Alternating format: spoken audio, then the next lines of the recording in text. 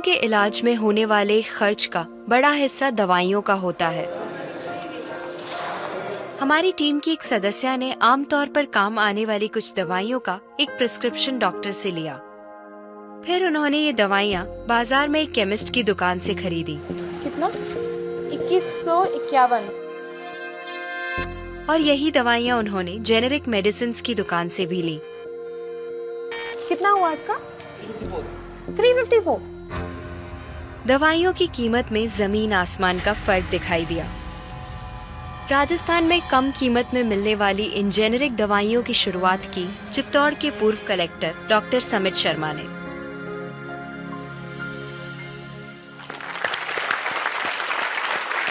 Doctor समित, मुझे बताइए कि ये कैसा मुमकिन है कि हमारी जो कॉरेस्पॉन्डेंट थी वो वही दवाइयाँ उन्होंने 2000 कीमत में उनको मिली एक दुकान में, और जो जेनेरिक मेडिसिन है उस दुकान में जब गई तो उनको कम में मिली, 300 में मिली। ये कैसे मुमकिन है?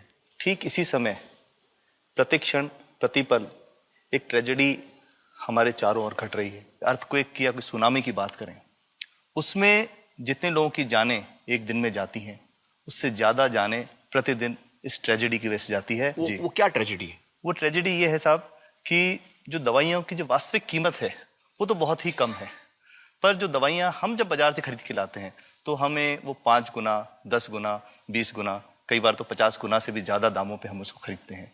जैसे हम भारत में अगर देखें कि 40 करोड़ से ज्यादा लोग ऐसे हैं जो अपने लिए 2 वक्त की रोटी नहीं जुटा पाते, तो क्या वो उस दवा को खरीद सकते हैं? बहुत सारे लोगों को इस वजह से दवाई नहीं मिल रही। यस, WHO कहता है कि स्वतंत्रता के 65 वर्ष पश्चात आज भी 65% of the Indian population lacks regular access to essential medicine. जो मेन दवाई हैं, जो आवश्यक दवाइयां हैं, वो उन तक नहीं पहुंच पाती रकम की वजह से। मुझे बताइए कि ये जो जेनेरिक मेडिसिन जो हम कहते हैं, अभी ये अंग्रेजी का शब्द है, इसको हिंदी में कैसे समझाएं? मैं आपको बहुत सरल भाषा में बताता हूँ। हाँ। तो ये जेनेरिक नाम जो दवा का जो मूल सॉल्ट है, जो इसके अंदर जो दवा है उसका नाम है, केमिकल नाम, उसका केमिकल नाम है। अब जैसे और उदाहरण अगर सरल करके बताएं इसको, तो जैसे ये लड़की दुबली पतली सी नजर आती है, तो मैं अगर डॉक्टर हूं, हाँ। तो मैं इसको ये कहूं 1 गिलास दूध सुबह, 1 गिलास शाम को पिया कर। पर चिकित्सा के व्यवसाय में दुर्भाग्य से हमारे देश में ऐसा नहीं हो रहा।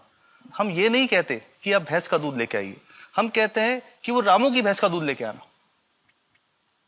यही ब्रांडिंग है। ये जब उसकी दुकान पे जाती है, वो कहता है 500 रुपए लीटर है, लेना है कि नहीं लेना।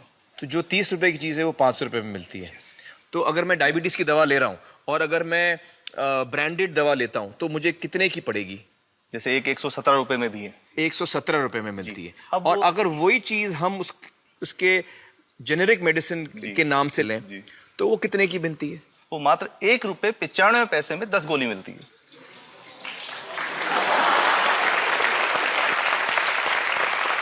और दोनों गोलियों में कोई फर्क नहीं है किसी किस्म का? 100% समान, क्योंकि इसकी उत्पादन लागत ही इतनी है। उसका manufacturing, packaging, transport, retail margin, जो उसके मार्जिन जो हैं, जो हमारे ज्यादा वो सब मिला करके उतने की ही पड़ती है।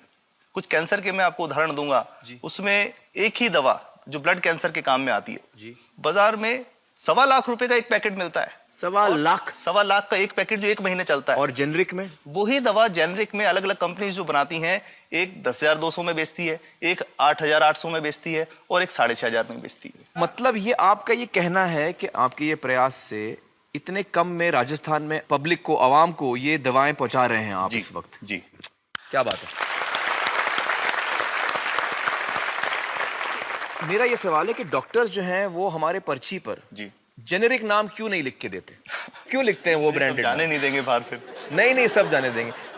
जब एक नया मेडिकल प्रैक्टिशनर जब प्रैक्टिस शुरू करता है, तो उसके पास जो कंपनी के जो मेडिकल रिप्रेजेंटेटिव्स होते हैं, सेल्स बढ़ाने का उनका काम होता है, मार्केटिंग प्रिंसिपल के हिसाब, सेल्स एजेंट होते हैं बेसिकली। फिर वो कहते हैं साहब आप हमारी जो दवा है यही लिखना, ये बहुत बेहतर दवा है, इससे मरीज ठीक होगा। और उनको डॉक्टर्स को लिखने के लिए उनको प्रेशराइज किया जाता है, उनको टेम्प्ट किया जाता है। तो ये इसमें बहुत बड़ा कारण है जो दवा की कीमत को उसकी वास्तविक कीमत से 5-10 गुना 20 गुना तक बढ़ा देता है। एक बहुत बड़ा कारण है, क्योंकि हमारे पास जब हम टेंडर करते हैं तो बहुत सारे कंपनी वाले आते हैं, जो भारत की जो सबसे बेहतर कंपनियां, जिसके भी नाम वो रेपुटेड कंपनियां जिनके नाम आप ले सकते हैं, वो सभी हमें वो उसको जो 70 रुपए की है उसको 2 रुपए में 5 रुपए में दे रही है, 30 रुपए की दवा 2 रुपए में दे रही है। इतना ज्यादा फर्क तो कंपनी तो दे सकती है और देना चाहती है, और हमें देती भी है इतनी कम दामों में, हमें दे रही है ना, ये संभव तो है। अच्छा, मैं आपको बताऊंगा कि भारत से हम लगभग 45,000 करोड़ रुपए की जेनरिक दवाइयां प्रतिवर्ष विदेशों को निर्यात करते हैं।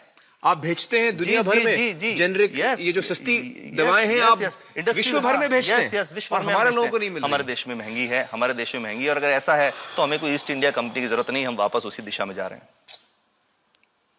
आपने जब ये शुरू किया तो आपको कोई रेजिस्टेंस फेस करना पड़ा राजस्थान में? देखिए, जो प्रयास हम कर रहे हैं ये बेसिकली धारा के विपरीत बहने का एक प्रयास है जी। काफी थ्रेट्स भी हैं, क्योंकि इसमें माफियाज भी हैं, ड्रग माफियाज जो ऑपरेट करते हैं, और हम हमेशा ये बात कहते हैं कि हम 100 साल से भी पुरानी शोषण की व्यवस्था को बदलना चाहते हैं, पर हमने हमेशा डॉक्टर्स को दोषी नहीं माना। जी। सारे डॉक्टर्स बुरे नहीं है, 50-60% तो जेन्युइनली वो चाहेंगे कि गरीबों को कम कीमत पे दवा मिल जाए, वो चाहेंगे। और आज भी ऐसे डॉक्टर्स हैं जो अपने घर से सैंपल्स ला करके अपने जेब से पैसे निकाल के मरीज का इलाज कराते हैं, ऐसे डॉक्टर्स आज भी हैं। बिल्कुल सही। तो